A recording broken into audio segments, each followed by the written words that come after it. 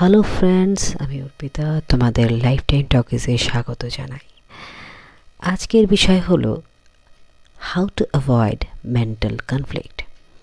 How to avoid mental conflict বলছি এই কারণেই, আমাদের ধরো কোনো রকম মনের একটা পরিস্থিতি রয়েছে।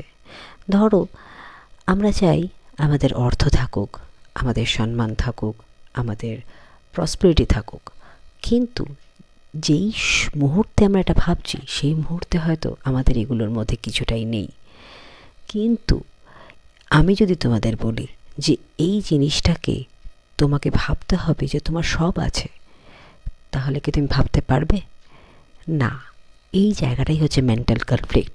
কারণ তোমার চোখ দিয়ে তুমি দেখতে পাচ্ছ তোমার রাইট নাও সিচুয়েশন এটা সাপোর্ট করছে না এই থটটাকে। কিন্তু এই পরিস্থিতিটার থেকে ওভারকাম করার জন্যে আমরা যেটা ভাবি যে আমাদের এই সিচুয়েশন আমরা চিন্তা করছি, তো তখন তোমাদের চিন্তা করার প্রসেসটা কি হতে পারে?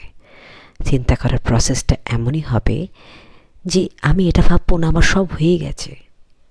আমি নিজেকে ভাববো যে দিনরাত আমি চেষ্টা করছি, আমি তৈরি হচ্ছি আমার ইচ্ছাগুলোকে প্রকাশ করতে এবং ইচ্ছাগুলোকে পূরণ করবার জন্যে।